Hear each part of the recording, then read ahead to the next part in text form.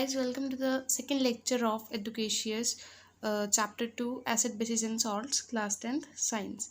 So जैसे कि आपको अगर याद हो तो हमने लास्ट लेक्चर में एसिड्स टॉपिक कंप्लीट किया था. So today we are gonna start bases. So bases basically होते क्या हैं? Opposite things of acids. अब बेसिस का अगर करेक्टरिस्टिक जनरल करेक्टरिस्टिक हमको देखना तो होता क्या है कि they are bitter in taste, right. कड़वे होंगे. अब एसिड्स हमारे पास थोड़े सार टेस्ट के थे, but bases are bitter in taste. Bases are those chemical substances which have a bitter taste, यानी कि कड़वे होंगे. And all bases change the colour of red litmus to blue. And secondly ये जो बेसिस होते हैं ये थोड़े से सोपी होते हैं. बेस को हम ऐसे भी कह सकते हैं कि base is something that न्यूट्रलाइजेज acids, because जब बेस और एसिड का रिएक्शन होता है तभी तो हमारे पास एक न्यूट्रलाइज प्रोडक्ट बनता है. एंड उसी रिएक्शन को हम न्यूट्रलाइजेशन रिएक्शन भी कहते हैं, राइट. अब हम कुछ एग्जांपल्स ले लेते हैं इसके. जैसे सोडियम ऑक्साइड हो गया, sodium oxide that is Na2O, ये भी एक बेस है. कैल्शियम ऑक्साइड हो गया, दैट इज CaO, ये भी बेस है. कैल्शियम हाइड्रोक्साइड हो गया, CaOH होल ट्वाइस. और जो हमारे सोडियम सॉल्ट्स हो गए, जैसे sodium carbonate, sodium hydrogen carbonate, ये सारे जो हैं बेसिस की कैटेगरी में आते हैं, राइट. अब इसी पर जो एक और point I would like to add कि जितने भी हमारे मेटल ऑक्साइड्स, मेटल हाइड्रोक्साइड्स होते हैं, जैसे कि ये मेटल ऑक्साइड्स और ये मेटल हाइड्रोक्साइड्स और मेटल कार्बोनेट्स, ये बेसिस की कैटेगरी में गिने जाते हैं. ओके, सो नेक्स्ट जो हमारी चीज़ आती है बेसिस से रिलेटेड वो है एल्कलीज. एल्कलीज कुछ भी ऐसा base that is soluble in water. मतलब बेस या एल्कली सेम ही चीज़ कह सकते हैं हम. कोई भी ऐसा बेस जो वाटर सोल्यूबल है. जैसे एग्जांपल ले लेते हैं, sodium hydroxide, potassium hydroxide, calcium hydroxide, ammonium hydroxide and many more, right. Alkalis कुछ भी ऐसा बेस जो कि वाटर में सोल्यूबल हो जाए. अब जैसे लास्ट लेक्चर में हमने एसिड्स के लिए एक प्रॉपर डेफिनेशन निकाली थी कि acid is a substance that produce H+ ions, that is hydrogen ions, when ever dissolved in water. अब उसी तरह से हम बेस के लिए क्या ले सकते हैं कि बेसिस आर दो substances which produce hydroxide ions when dissolved in water. Hydroxide ions हमारे OH नेगेटिव आयंस होते हैं और ये तब प्रोड्यूस होते हैं जब कोई भी बेस को वाटर में या किसी भी सॉल्यूशन में डिज़ोल्व किया जाता है. एग्जांपल ले लेंगे, जैसे सोडियम हाइड्रोक्साइड.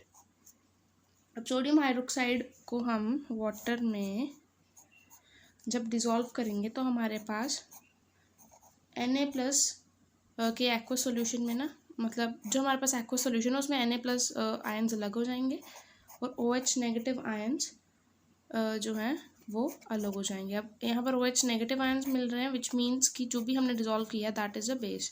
अगर H+ मिल रहे होते तो वो चीज़ क्या होती? एसिडिक होती. एक और एग्जांपल ले लेते हैं, जैसे मैग्नीशियम हाइड्रोक्साइड हो गया.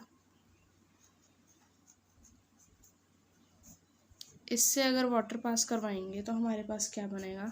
Mg2+ ions plus OH negative ions जो हैं वो रिलीज होंगे हमारे पास. अब on the basis of strength देखते हैं तो हमारे पास बेसिस के 2 टाइप्स आते हैं. जैसे एसिड थे, strong acids and weak acids, उसी तरह बेसिस भी हमारे पास 2 तरह के हैं, strong bases and weak bases. Strong bases वो बेसिस होते हैं जो वाटर में जब डिज़ोल्व करते हैं इनको तब ये पूरी तरह जो है आयनाइज हो जाते हैं. मतलब कि they ionize completely to give OH negative ions. और उसी तरह अगर वीक बेसिस देखे जाएं तो those bases which partially ionize in water, partially ionized in water to give hydroxide ions.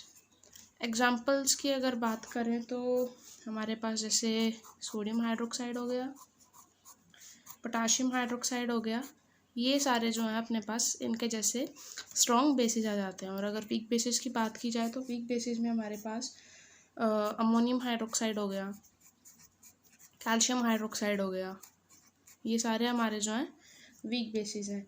या आप मैग्नीशियम हाइड्रोक्साइड की बात करेंगे तो वो भी वीक बेसिस के अंडर गिना जाता है। Next we will talk about the properties of bases. एक तो सबसे पहले प्रॉपर्टी मैं ये बता चुकी हूँ कि they are bitter in taste, right. Bases feel soapy to touch, थोड़े से सोपी होते हैं टच करने में। उसके बाद bases turn red litmus to blue litmus. अभी बिल्कुल एसिड्स का अपोजिट है पॉइंट, राइट। नेक्स्ट पॉइंट हमारे पास आता है कि बेसिस टू कंडक्ट इलेक्ट्रिसिटी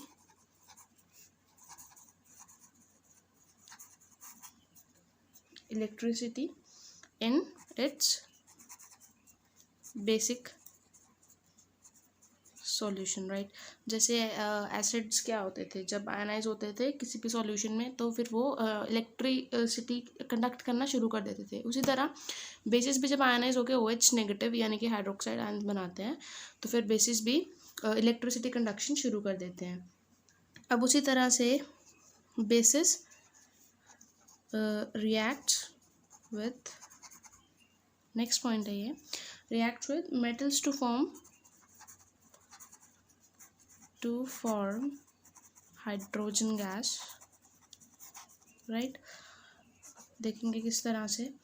अब कोई भी हम बेस ले लेते हैं, जैसे हमारे पास सोडियम हाइड्रोक्साइड है, राइट।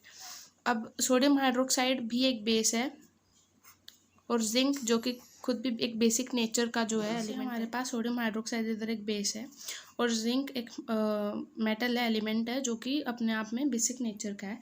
जब इन दोनों का एडिशन होगा और साथ में इनको हीट एनर्जी दी जाएगी तो हमारे पास जो है बनता क्या है, हमारे पास बनता है Na2ZnO2। ये यहाँ पर एक्वस फॉर्म में बनता है अभी, और इसका नाम देखें तो इसका नाम होता है सोडियम जिंकेट। और साथ में जैसा कि पॉइंट कह रहा है हाइड्रोजन गैस जो है वो इवॉल्व होती है, राइट। अब जो हमारे पास सोडियम जिंकेट बनता है वो सोडियम हाइड्रोक्साइड और जिंक के एडिशन से बनता है। अब एक चीज़ का इधर ध्यान रखना पड़ता है कि जो अगर मान लीजिए पूछ लिया जाता है कभी तो आपको पता होना चाहिए कि सोडियम जिंकेट में ZnO2 नेगेटिव जो पार्ट होता है हमारा, ये नेगेटिव पार्ट होता है। बाकी और जनरल कैरेक्टरिस्टिक्स हम पहले भी जैसे एसिड्स में पढ़ चुके हैं, बिल्कुल उसी का अपोजिट आएगा बेसिस में कि bases react with acid to form salt and water, जो कि हमारा न्यूट्रलाइजेशन रिएक्शन भी कहा जाता है जिसको। और उसके बाद बेसिस के रिएक्शन नॉन मेटल ऑक्साइड्स यानी कि एसिडिक ऑक्साइड्स के साथ भी होते हैं, तब भी हमारे पास सॉल्ट एंड वाटर बनता है। Now our next topic is pH scale. pH scale basically tells us about the strength of an acid or basic solution। अब पहले तो एग्जांपल लेंगे, हम एक वाटर का लेंगे H2। अब H2 हमारे पास क्या है, एक न्यूट्रल चीज़ है, राइट। अगर आपको कोई कहता क्या है, मतलब वाटर क्या है, न्यूट्रल चीज़ है, तो इसको सोचते हुए आपके दिमाग में क्या चीज़ आनी चाहिए कि न्यूट्रल कह रहे हैं, इसका मतलब कि जो H+ आयन्स हैं और OH नेगेटिव आयन्स हैं वो दोनों इक्वल अमाउंट में, यानी कि इनकी इक्वल कंसेंट्रेशन है वाटर में, तभी तो वो न्यूट्रल हुआ ना। H+ OH नेगेटिव के बराबर है तभी तो जो हमारा वाटर है वो न्यूट्रल है, राइट। अब अगर pH स्केल की बात करें तो वो हमको बताता है कि कोई भी चीज़ कितनी ज़्यादा एसिडिक और कोई भी बेस कितना ज़्यादा बेसिक है। एसिड्स की अगर बात करें तो एसिड्स में क्या होता है, एसिड्स में जाहिर सी बात है कि H+ आयन्स की जो है कंसनट्रेशन ज़्यादा होती होगी। ऐसा नहीं है कि एसिडिक सॉल्यूशंस में हमारे OH नेगेटिव आयन्स नहीं होते हैं, OH नेगेटिव आयन्स भी होते हैं, बट इनकी जो हमारी कंसनट्रेशन होती है वो बहुत ज़्यादा लेस होती है, बहुत ही ज़्यादा कम होती है, जिसकी वजह से हम जो मेजर चीज़ है ये H+ आयन्स, इनको गिनते हुए उसका जो एसिड का जो पीएच है वो डिसाइड करते हैं। अब बेसिस की बात करें तो बेसिस में उसका उल्टा होता है, राइट। बेसिस में क्या होता है, हमारे पास OH नेगेटिव आयंस जो होते हैं इनकी कंसंट्रेशन ज़्यादा होती है, और H+ आयंस भी होते हैं बेसिक सॉल्यूशंस में, उनकी जो कंसंट्रेशन है वो बहुत ज़्यादा लेस होती है, जितनी एक्सपेक्ट की जाती है उससे बहुत ज़्यादा कम, क्योंकि सॉल्यूशन बेसिक है। अब अगर बात करें पीएच स्केल के इन्वेंशन की, तो पीएच स्केल जो था हमारा इन्वेंट किसने किया था, पहले तो ईयर देखेंगे। The year was 1909।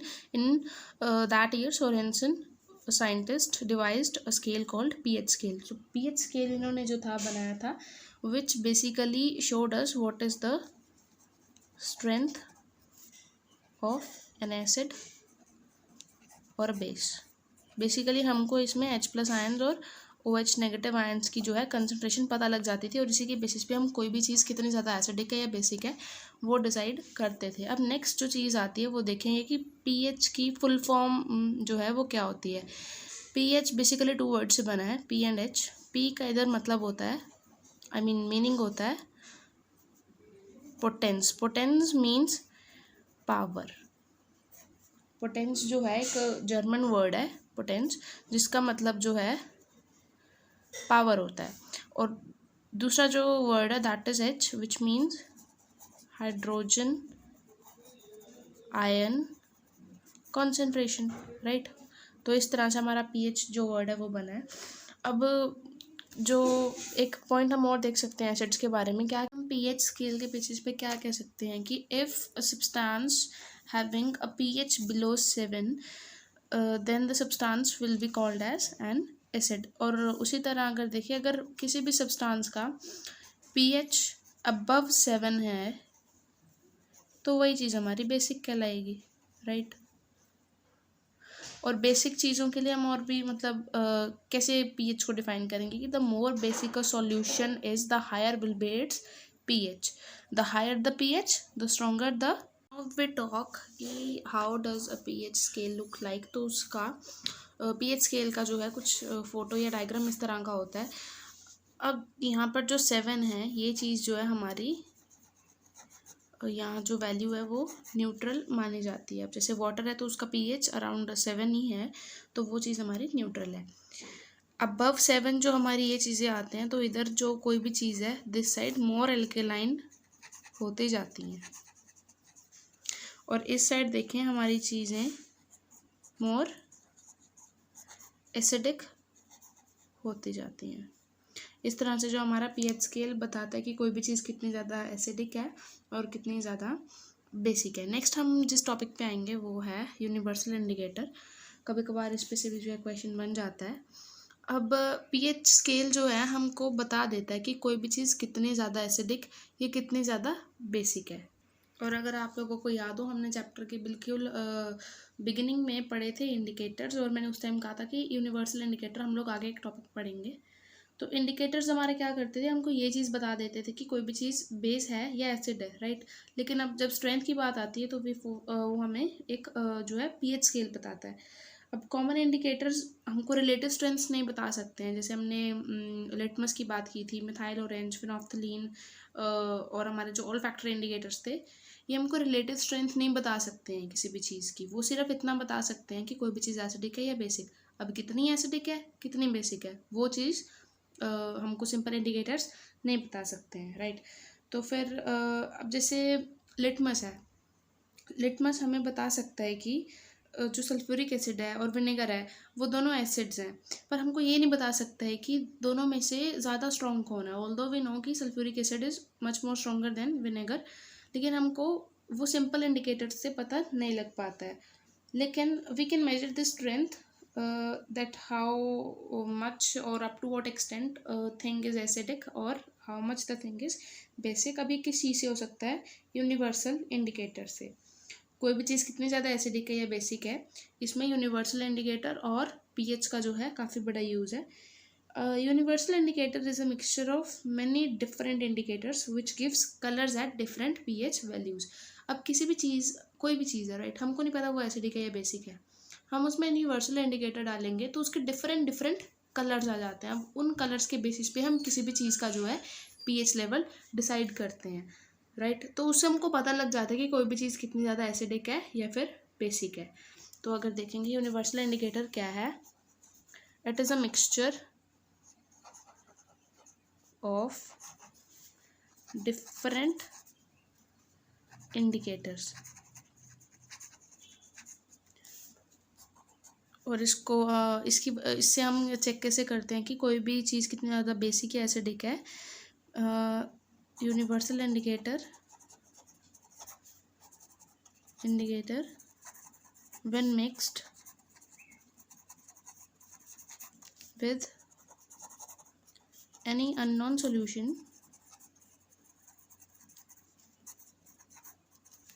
gives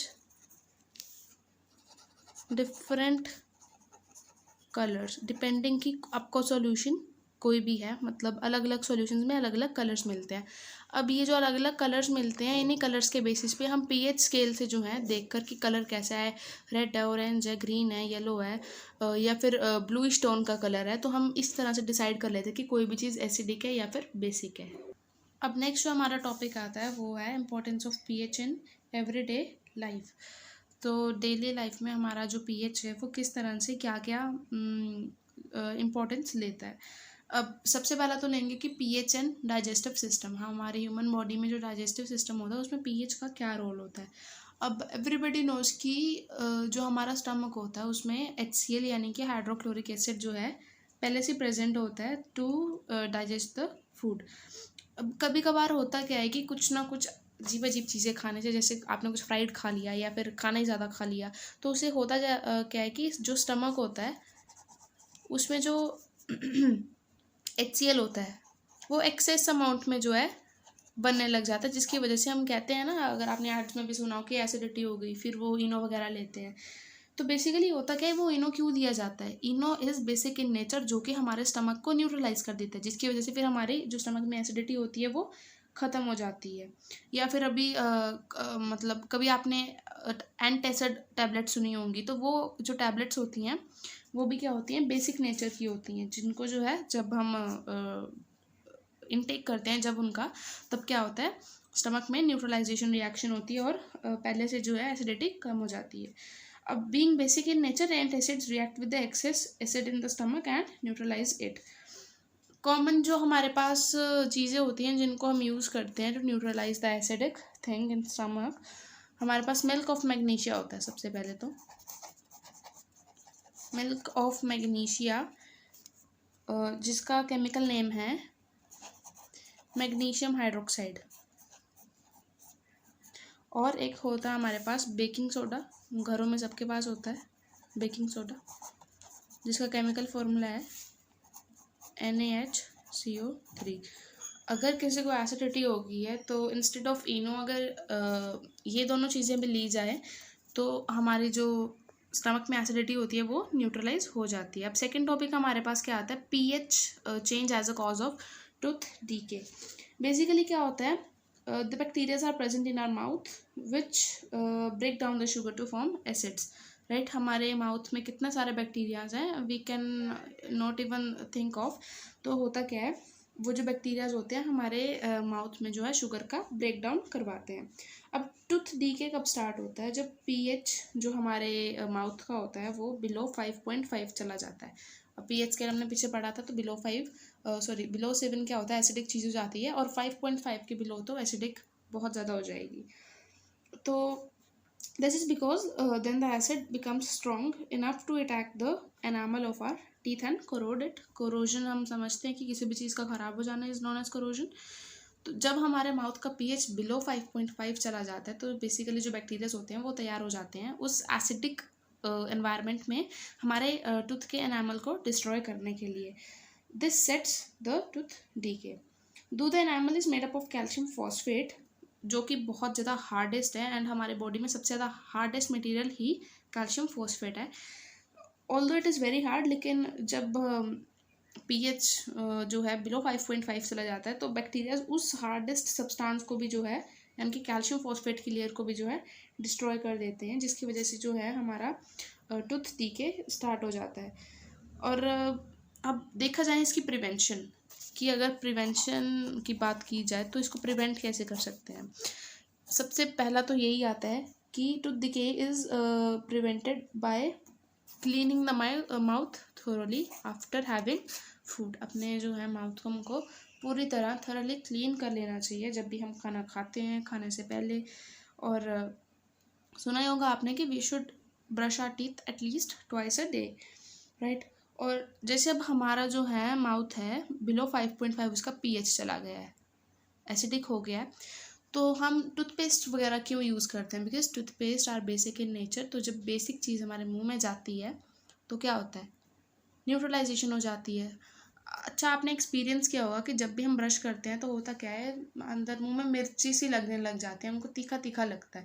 तो वो तीखा तीखा इसलिए लगता है क्योंकि हमारे माउथ में रिएक्शंस चल रहे होते हैं एसिड और बेस के, जिसकी वजह से जब हम माउथ अच्छे से वॉश कर लेते हैं अंदर से, उसके बाद हमको वो तीखापन नहीं लगता है, क्योंकि उस टाइम जो हमारा माउथ है वो न्यूट्रलाइज हो जाता है। और कुछ टाइम के लिए फिर हमको ब्रश करने के बाद जो है पता भी नहीं लगता है टेस्ट का। कोई भी चीज़ हमको खट्टी है, मीठी है या फिर नमकीन है, कैसी है, खाने का भी टेस्ट पता नहीं लग पाता है। वो इसीलिए क्योंकि जो हमारा बेस कंटेंट होता है हमारे मुंह में टूथपेस्ट का, वो करता क्या है, हमारे गुस्टैटरी रिसेप्टर्स को बंद कर देता है। अब जब रिसेप्टर्स बंद हो जाएंगे तो सिग्नल्स जाने ब्रेन तक बंद हो जाते हैं कि कोई भी चीज़ कैसी है, खट्टी है, मीठी है, तो हमको इसीलिए ब्रश के बाद पता नहीं लग पाता है। इसी में जो नेक्स्ट टॉपिक है वो है soil pH and plant growth. PH जो है प्लांट्स में, सोयल में कैसे जो है अपना रोल इम्पोर्टेंट सा प्ले करता है। अब जब आपने कभी सुना है जो फार्मर्स होते हैं अपने खेतों में जो है चूना वगैरह जो है फैलाते हैं, स्प्रेड करते हैं, आई मीन जिसको हम कैल्शियम कहते हैं, क्विकलाइम कैल्शियम ऑक्साइड, तो फिर या फिर जो चौक होगी कैल्शियम कार्बोनेट या कैल्शियम हाइड्रोक्साइड, तो ये चीज़ जो है कब स्प्रे की जाती हैं सोयल पे, जब सोयल हमारी एसिडिक हो जाती है। कभी कभी बहुत ज़्यादा फर्टिलाइज़र से या फिर जो केमिकल्स होते हैं जिनसे हम न्यूट्रिएंट्स डालने की कोशिश करते हैं सोयल में, हमारी जो सोयल है वो एसिडिक हो जाती है बहुत ज़्यादा। अब इसी एक तरह से आप कह सकते हो कि सोयल को जो है एसिडिटी हो जाती है। अब उसकी एसिडिटी दूर करने के लिए हमको जाहिर सी बात है कि एक बेसिक चीज़ डालनी पड़ेगी। तो वो बेसिक चीज़ हम क्या करते हैं, जो कैल्शियम ऑक्साइड है या फिर कैल्शियम हाइड्रोक्साइड है, कैल्शियम कार्बोनेट है, यानी कि जितने भी हमारे पास क्विक लाइम, स्लेक लाइम है, या फिर जो हमारा चॉक पाउडर जो कि कैल्शियम कार्बोनेट होता है, वो चीज़ डालते हैं ताकि जो हमारी पीएच है वो न्यूट्रल हो जाए सॉइल की। अब इसी में जो हमारा नेक्स्ट टॉपिक है वो है pH change and survival of animals. अब क्या होता है, एसिड रेन्स पता होगी आप लोगों को। तो एसिड रेन में होता क्या है कि अगर हमारा पीएच जो है एसिड रेन का जो है अगर 5.6 है या उससे भी कम चला जाए तो जो हमारी रेन है वो एसिड रेन कहलाती है। अब बहुत ज़्यादा एसिड रेन हो जाने पर जो है, जो लेक वाटर्स होते हैं जो उनमें पानी गिरता है, उन लेक वाटर्स का भी जो है पीएच कम होना शुरू हो जाता है। और बहुत ही ज़्यादा कम पीएच होने के कारण जो है एक्वाटिक लाइफ जो है वो डिस्टर्ब हो जाती है। जो फिशेस होती हैं या कोई भी मतलब उसमें जो छोटे मोटे ऑर्गेनिजम्स रह रहे होते हैं, तो उनके लिए जीना मुश्किल हो जाता है, क्योंकि पीएच जो है न्यूट्रल चाहिए होता है पानी का सर्वाइवल के लिए। अब जब वो न्यूट्रल चीज़ नहीं रहेगी, एसिड रेन की वजह से जो है एसिडिक हो जाएगी, तो जो हमारे ऑर्गेनिजम्स हैं, एक्वाटिक ऑर्गेनिजम्स हैं जितने भी, वो सारे क्या हैं, मरने शुरू हो जाते हैं। तो अल्टीमेटली जो उनकी डेथ हो जाती है। Calcium carbonate is often added to acidic lake, ताकि जो लेक का वाटर है वो भी क्या हो जाए, न्यूट्रलाइज। जो एसिड्स हैं वो प्लैनेट्स पे भी प्रेजेंट होते हैं। एग्जांपल ले लेते हैं एक, जैसे वीनस है। वीनस का जो एटमॉस्फेयर है वो बहुत ज़्यादा थिक और येलोइश या फिर वाइट से, जो मतलब येलो से शेड के क्लाउड से भरा हुआ है। अब वो येलो शेड किसकी वजह से है, सल्फ्यूरिक एसिड की वजह से है, और इसी की वजह से जो है वहाँ पर लाइफ एग्जिस्ट नहीं कर सकती, क्योंकि वो पूरा ही जो एनवायरनमेंट है वो एसिडिक है। अब नेक्स्ट जो टॉपिक है वो है self defence by animals and plants through chemical warfare. अच्छा, कभी कभी क्या होता है, हमको मधुमक्खी काट लेती है, तो जैसे ही वो काटती है तो हम कोई भी उस पर बेसिक चीज़ लगाते हैं। जैसे हमारे पास घर पे बेकिंग सोडा होता है वो, या फिर जैसे कोई भी मेटल हो गया लाइक आयरन, या फिर कोई भी ऐसा मेटल जो है बेसिक नेचर की होते हैं मेटल्स, तो हम उनको क्या करते हैं, रब करते हैं अपनी स्किन पर जहाँ पर मधुमक्खी ने काटा होता है। तो वो किस वजह से होता है, जब हनी बी जो है एक काट देती है हमको, यानी कि स्टिंग कर देती है किसी भी पर्सन को, तो होता क्या है, एक एसिडिक चीज़ जो है वो हमारी स्किन में डाल देती है, जो कि बहुत ज़्यादा इरिटेशन और जो खुजली सॉर्ट ऑफ इचिंग सी जो है पैदा कर देता है। और उसी चीज़ को, अब वो जो एसिड उसने इंजेक्ट किया हमें, उस चीज़ को न्यूट्रलाइज करने के लिए हमको एक बेसिक चीज़ की ज़रूरत होती है, जैसे बेकिंग सोडा। तो जब बेकिंग सोडा उस पर रब किया जाता है तब हमारा जो वो स्टिंग होता है वो थोड़ा सा न्यूट्रलाइज हो जाता है, राइट। तो हमारी जो स्किन है वो अल्कलाइन सी हो जाती है, जिसकी वजह से न्यूट्रलाइजेशन होती है। अब उसी की तरह मतलब ये तो एसिडिक बात हो गई ना, बेसिक में ले एग्जांपल तो वास्प आ जाते हैं हमारे पास। जितनी वैस्प्स होती हैं वो भी मक्खियाँ सी होती हैं जो काटती हैं। अगर कोई भी वैस्प हमको काटती है तो होता क्या है, वो हमको एसिड इंजेक्ट करके नहीं जाएगी, वो हमें बेस इंजेक्ट कर देती है। अब बेस को न्यूट्रलाइज करने के लिए हमको उसमें एसिड डालना पड़ेगा। बेस जो है वो जब हमें इंजेक्ट कर देती है तो हम उसमें अगर कोई माइल्ड सा एसिड डाल देंगे, जैसे विनेगर हो गया जिसमें एसिटिक एसिड होता है, वो डालेंगे